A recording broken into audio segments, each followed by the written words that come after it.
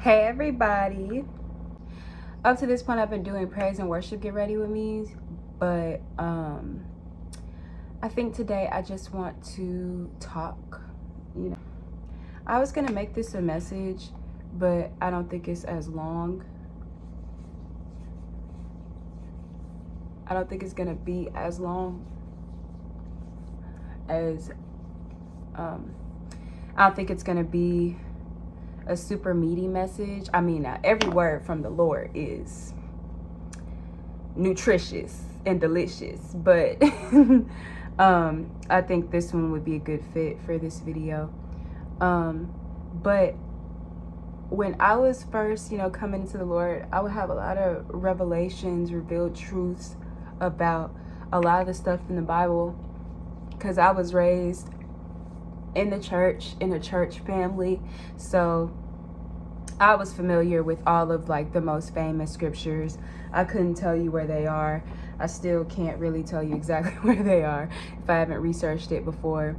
But I was familiar with the scriptures. So when I was coming into Lord and I was cultivating my own relationship with Him, the scriptures that I had known my whole life were they had different meanings than what they had in my past life.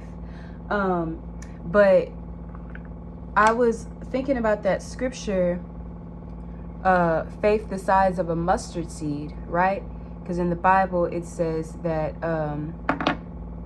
if you have faith the size of a mustard seed, you could say to a mountain, move, and the mountain will move for you. And then in another part of the Bible, Jesus restates that, and He says, I tell you truly that if you have faith the size of a mustard seed or something like that, you could say to this tree, uproot yourself and jump into the ocean, and the tree will obey you.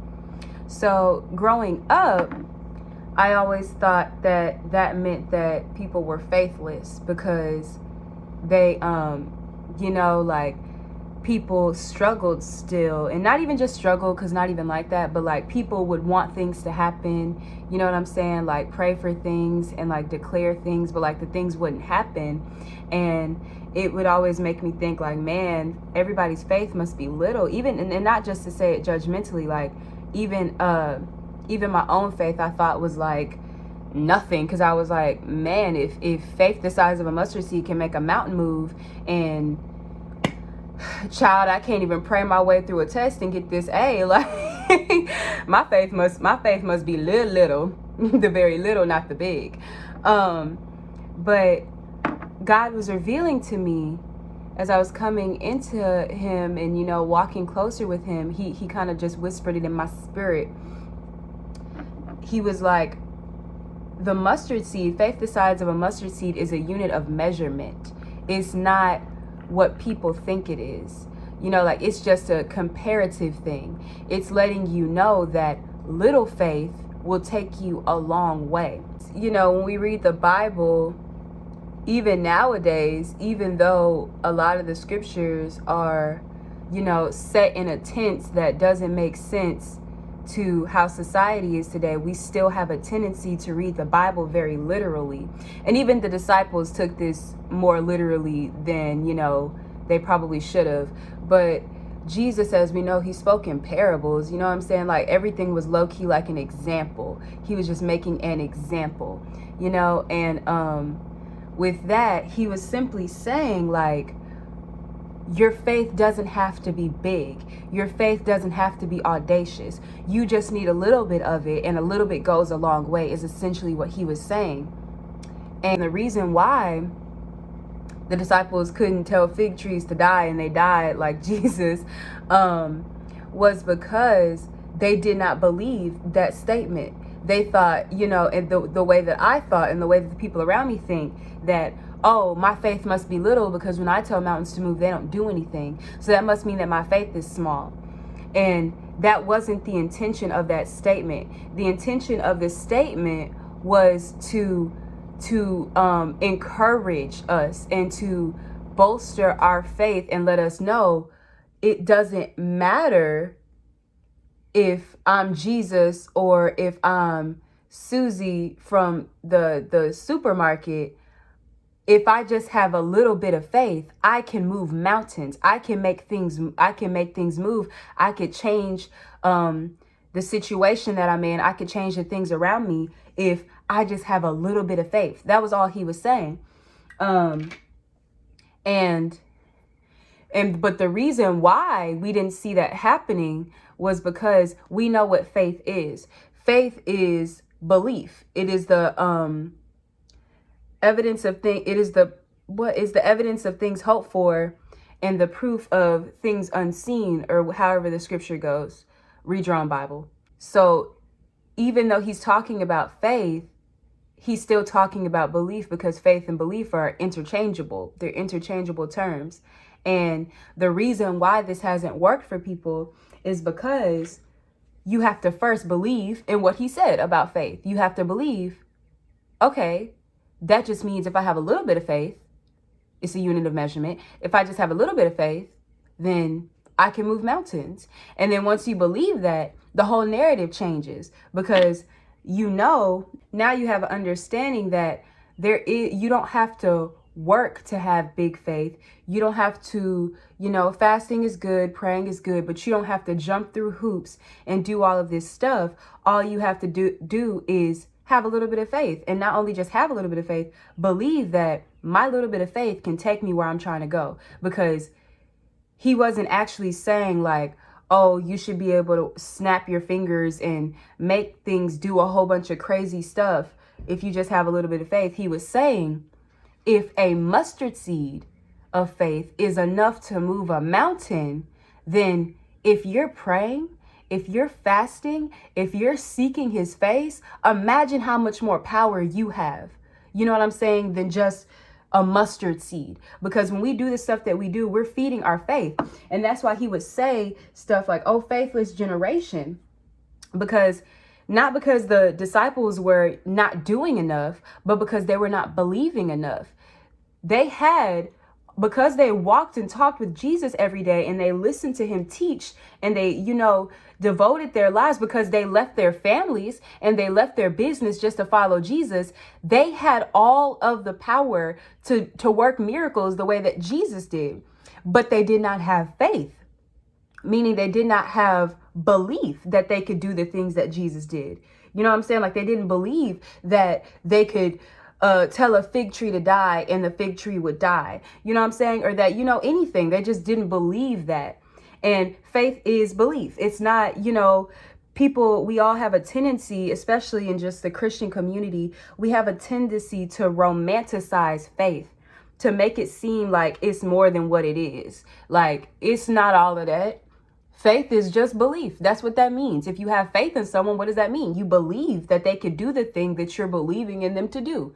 You know what I'm saying? When we say we have faith in God, that just means that we believe that God is God. We believe that he's Jehovah Jireh. We believe, that he is Jehovah Shammah. We believe that he's a provider. You know what I'm saying? We just believe those. That's what faith means.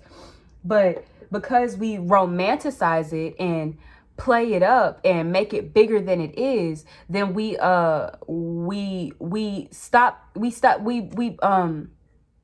stunt our own potential by doing that. Like, we can't do all the things that God would have us do by always making things, by romanticizing faith and making it seem like it's much more than it is. And that's why when God sent Jesus, he made him a normal man. There was nothing, the Bible says there was nothing that was just, super standoutish or special or spectacular about Jesus. And that was because he was showing us, like, even my son is, regular degular. Like, because it doesn't have anything to do with being super wise or being, super smart or, having a privileged life, or it doesn't have anything to do with that. The only thing that matters is if you believe. That's all that matters. Like, if you believe, then baby, It's only a matter of time. You know what I'm saying? The thing that you're believing for, you will put your hands on.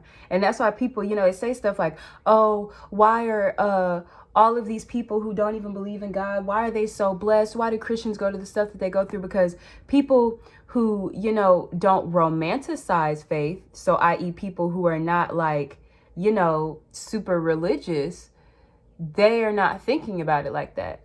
They're thinking, you know what I'm saying? They're just the little engine that could. They're way all up through that thing. Like, they're just going with the flow with it and believing, like, if I set my mind to it, I could have it.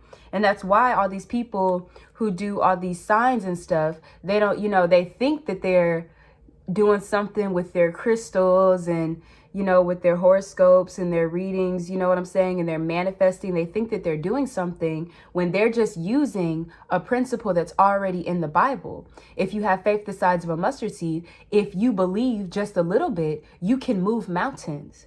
So they're not, casting spells and doing all this stuff. They're simply believing in themselves. And that's why Christians, we struggle with that, because we try to make things more than what they are.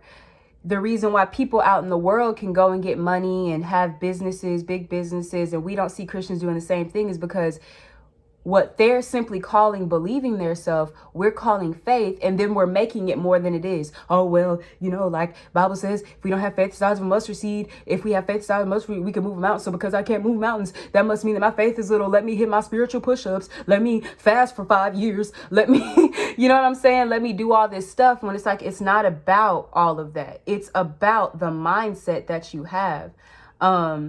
One of my favorite ministers, preachers that I've been watching lately, Latoya Okia, that she's really big on that. She's really big on changing your mindset. She's always talking about how if you want anything in this world, you have to change your mind about it. You have to believe that you have already obtained it. Because, and that I like it that she says it like that, because to explain it in a different way, that is what faith is. And that's why I love what God is doing, because he's representing, he's representing all of this stuff that we have known to be one way for all of these years, so that people could get, so Christians can get out of the rhythm of the way that they've been doing this Christianity thing.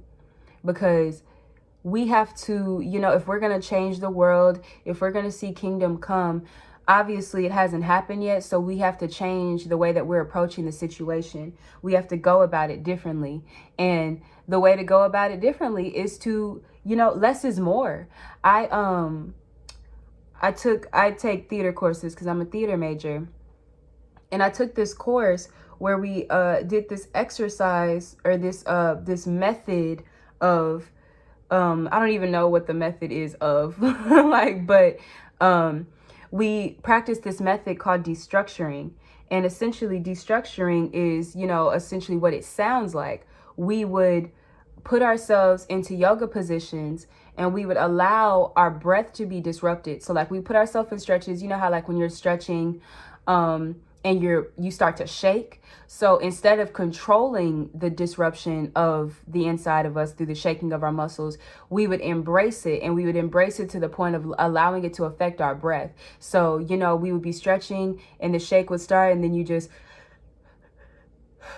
allow yourself to be disrupted, and that's what God is kind of doing right now with this generation. He is destructuring all of the stuff that we have learned, all of the programs, as Latoya Okia would put it, all of the programs that we have learned over time that aren't serving us, because we learn a lot from just living life and, watching the news and our parents and, social codes, working a job teaches you a lot of stuff, and we don't recognize that we internalize all of these things and we let it define the world around us. But that's why you do destructuring, because the whole concept of it, that this individual who coined this idea, the whole point of it is to unlearn all of this stuff that doesn't serve us, to unlearn the trauma, to unlearn, to just unlearn, because it's like these things don't serve us the way that we think they do. You know what I'm saying? Because our bodies were animals. So the reason why people suffer so much from anxiety and stuff in this day and age is because we're animals at the end of the day. So it's a heartbreak. You know what I'm saying? You get your heart broken by some guy when you're 13 or whatever. And it's just that, you know what I'm saying? That's just a social thing.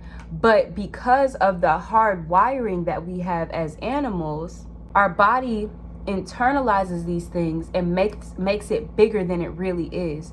Like, and then on top of that, because of the society that we live in, we're no longer being put in life or death situations. You know what I'm saying? Like, we're no longer having to deal with the threat of being killed by just going outside. You know what I'm saying? Because we're not threatened with these things, our body is like trying to make sense of things, because we still feel, because a heartbreak releases all types of negative chemicals, right? It produces all types of, and so does trauma, triggers, all that horrible stuff. I almost said great stuff. All of that releases bad chemicals, but we're no longer being chased down by lions. So the result of this is that now our body thinks that it's the end of the world when it feels endorphins, because the last time it felt endorphins from a person making us happy, that ended in a very bad way that almost cost us our life. But it didn't really cost us our life. That's just the way that our brains think naturally. So you have to get rid of the program. You know what I'm saying? Like, you have to throw out the old way of thinking. As the Bible puts it, you have to be transformed by the renewing of your mind. You have to let go of those things so that you can be able to operate in the way that you're supposed to. Now, because Jesus was God in the flesh, he never had to deal with any of that, because he had a head start. He had a head start. He didn't have to unlearn anything, because from jump he knew what was up. He knew what was up. So he never had to unlearn anything. And that's why he was able to do all of the miracles that he did so effortlessly, because he never learned the flawed way of thinking in the first place. So when it was time for him to do miracles, and when it was time for him to, tell fig trees to die, I don't know why I love that. I don't know why I love that story in the Bible so much, but I do, because as Sarah Jakes be saying, like, Jesus is so gangster. Like, how you gonna look at a fig tree? Like, the fig tree didn't have no figs on it when he went to go eat figs, and he was like, did you just tell me I can't have fig? Die, stop. Like, dry up and stop being a tree, because how dare you? How dare you? And the tree actually like died and like was no more. Like, I just think that's so gangster. Like Jesus is so dope. Like, as they say with the t-shirts, God is dope. Like, Jesus is so like, cause you lit, bro. You gotta be lit to like get mad at a tree for not producing fruit for you and then kill the tree. Like, because how dare you act like I can't have fig when I reached up to get fig from you. Okay. He was like, okay. And when I come back tomorrow, have something to say. You won't, because you're going to be, what? Dried up. No longer. Finished. But this is also a good little prelude to a word that God gave me that I'm going to do on here about the realm that we live in and the potential, the utter potential that we have here on earth. Because when Jesus came, Jesus did everything that he wanted to. Like, not to say like, oh, we could do whatever we want. He did it within God's will. But do you think God cared about the fig tree? Do you think God cared if whether or not the fig tree lived? So he did stuff within God's will, but he also had a degree of power just kind of allotted to him. Like, he could just kind of do, you know what I'm saying? Because of the way that he believed, and because he never learned how to be disappointed from the world. And he always, was perfectly, in tune with the fact that heaven is still heaven, regardless of what we see with our eyes. And that's why he was able to just kind of do the things that he did and walk around with such authority, because he had a clear understanding of the power that we hold as people on this earth. And that's why he came, because we follow Jesus. He leads by example, so we follow his example. He came to show us, like, y'all are doing this wrong. Like, if I can do all this stuff, what do you think you could do if you just believe the way that I did? And that's why he would get so, fed up with the disciples, because it's like, bro, I could just imagine Jesus if there was like, if they modernized the Bible. Bro,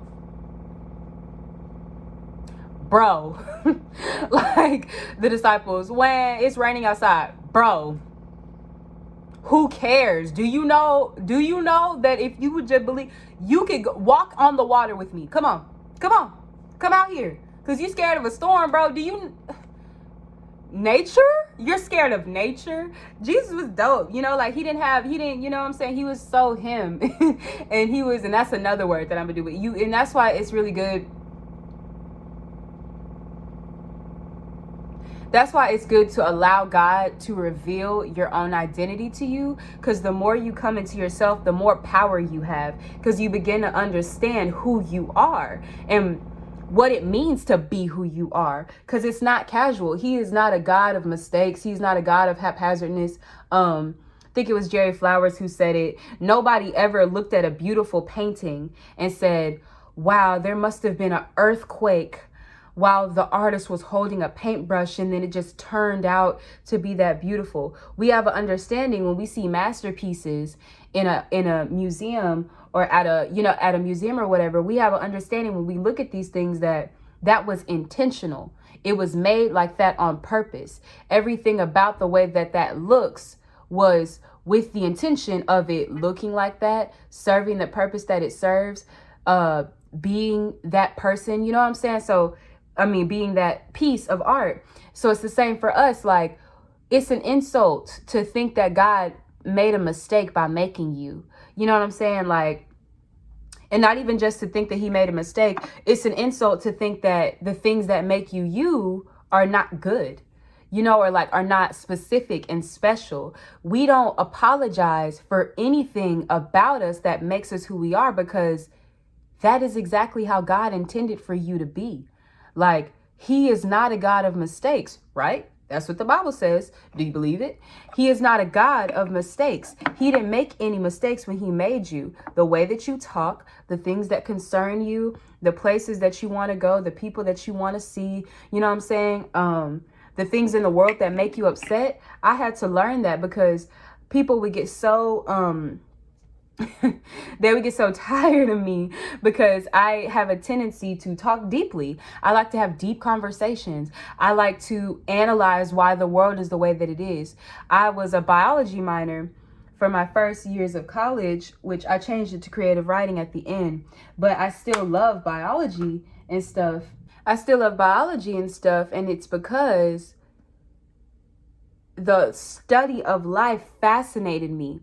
And I remember even in high school, we would be learning stuff in class, and God would give me revelation and just show me through the study of biology, through the study of life, how intentional everything is.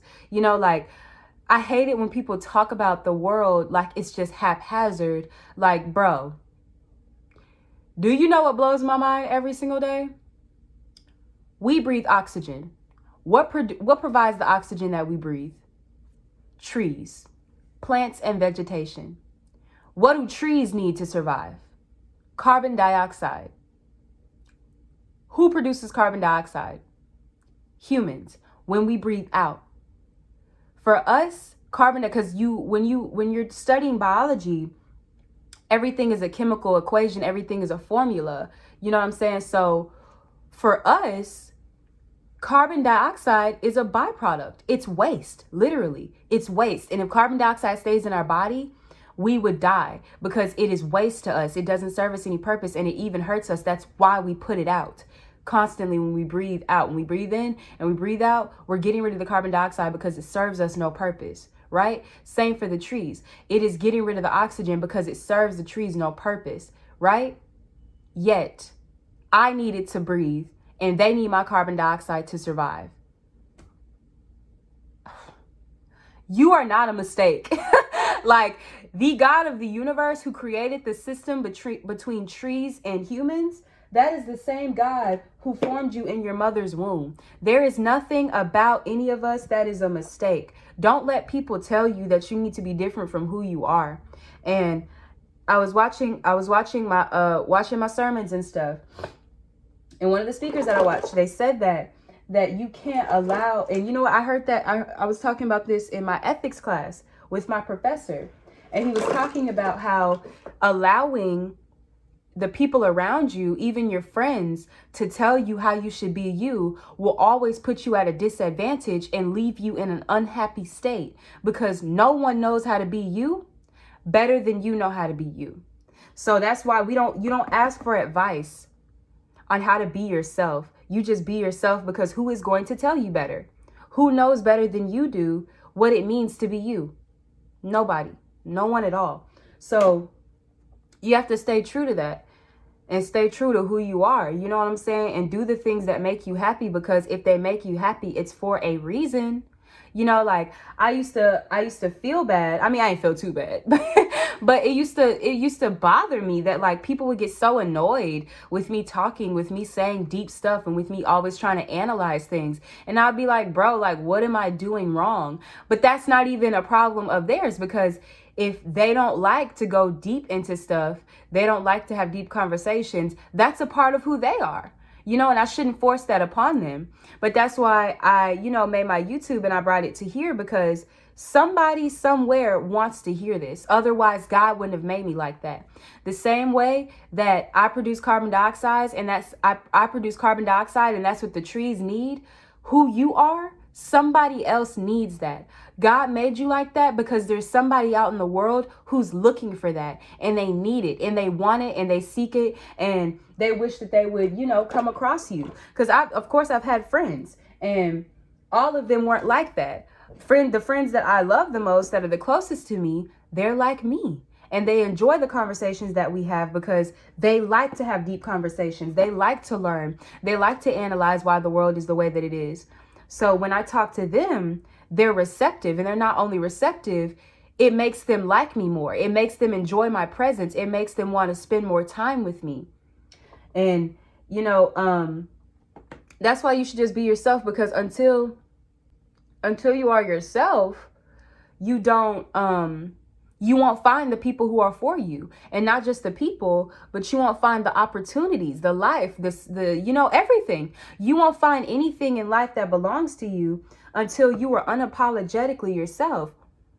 And that's why, when people are talking about relationships and getting together with people, they often say, just be yourself. Because if you fake to get into a relationship, if you, base who you want to be with off of an image of yourself, an image that you're trying to put out, you are going to be unhappy, because that's not who you are truly. And it'll put you in a position to where you are constantly acting. Now you're living, and that's why it's so dangerous, especially with romantic partners, because who you are is what attracts people to you. So if you're acting like somebody that you're not, you are going to attract people who cater to the part of you that you are not.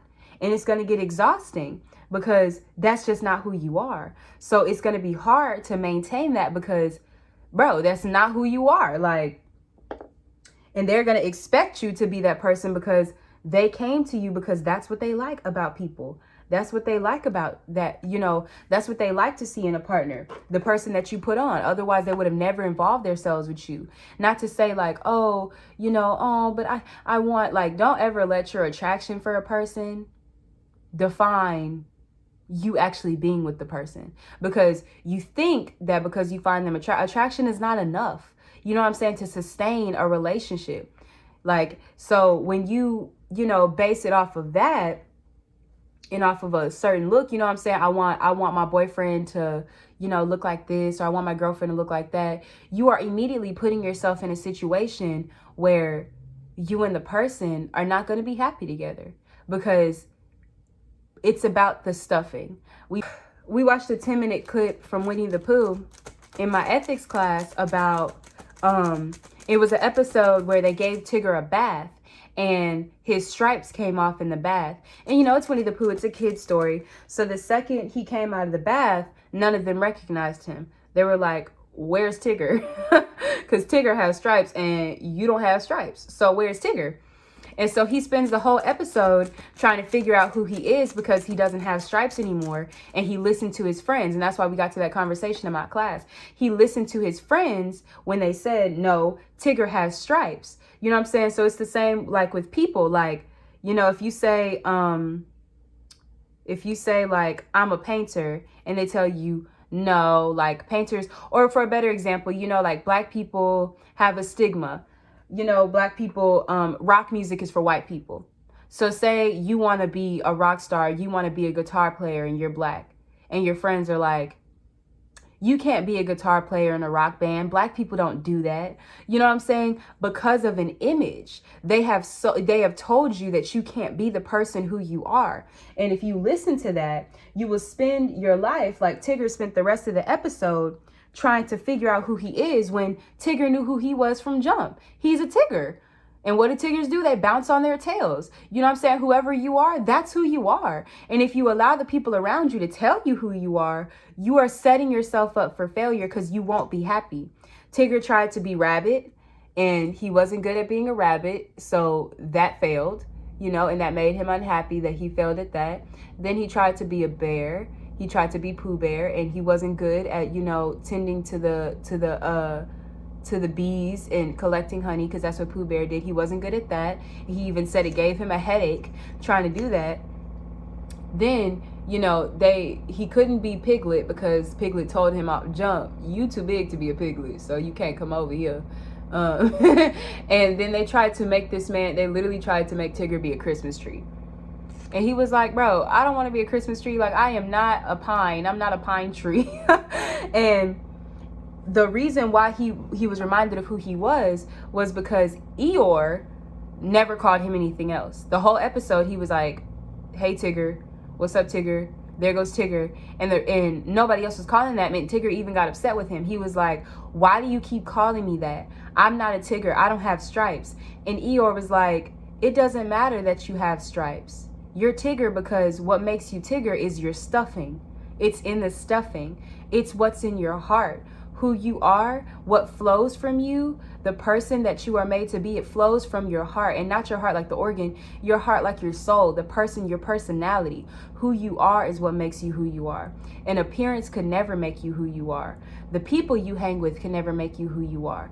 The person that you are is the person that you've been. And that's why destructuring was so good and such a, you know, a good practice, because you have to unlearn all of the stuff that the world told you that's not true. You're not what the world said. You're not what, you know, even a lot of the time, you're not what your parents told you you are. You're not what your teachers told you you are. You're not who your friends think you are. You are you. And nobody knows how to be you better than you. Stop asking other people. The only other being that you could ask about who you are is the all-knowing being, because he made you. He's the manufacturer. Like, he is the one who coined you and created you, so he could tell you better about who you are, but nobody else can. And don't ever believe that somebody else can. And another thing, the whole episode that they were trying to convince Tigger that he was somebody else just because he didn't have his stripes, Pooh Bear and Piglet and all of them, they kept talking about how much they missed Tigger.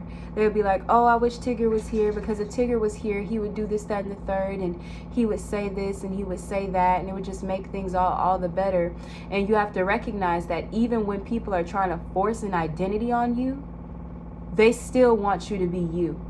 They just don't know that they want you to be you, because they miss you. They miss your presence. They miss the things, the light that you bring to the world. They miss the type of person that you are, you know, and that's why you have to be true to you, because if you're not only, you know, and that's why people pleasing isn't good, because you think you're doing for people when you do more for people by just being yourself. Alrighty, so this is the finished look. How does it look? Am I pretty? She's upstairs trying to be the prettiest girl at the party. I'm the prettiest girl at the party. So I hope you guys enjoyed it. I hope that y'all got something from what I was saying. I know I was kind of all over the place. I started in one place and ended at a totally different place. But, you know, just like the trees, I started in one place and I ended in the place that was relevant to it, you know? The truth about having faith is being yourself. And if you believe that, then the world becomes a much better place. It gets brighter outside. Things start to look a lot different. People start to seem a lot different. So, you know, I hope that you guys have a great rest of your day.